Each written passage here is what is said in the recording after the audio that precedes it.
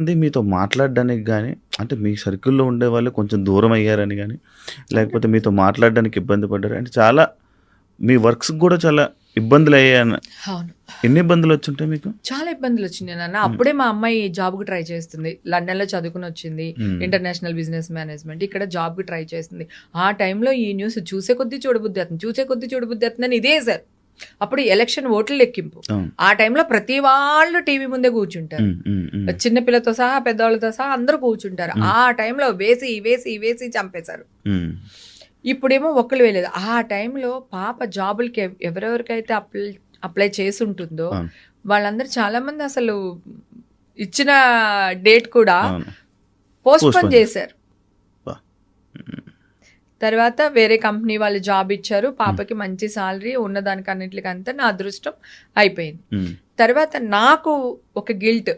అయ్యో! నేనెళ్ళాను అనుకో వీళ్ళ బర్త్‌డేకి. హ్మ్. అమ్మో! హేమ వచ్చింది పోలీసులొస్తారేమో! హ్మ్. అలా అన్నవాళ్ళు కూడా ఉన్నారు. నా ఫ్రెండ్స్, నా క్లోజ్ ఫ్రెండ్స్ బర్త్‌డే పార్టీలకెళ్తే హ్మ్. "ఎళ్ళిపోండి తొందరగా హేమ ఉంది కదా! పోలీసులొస్తారు." అనన్నారా? ఆ! లైక్ చాలా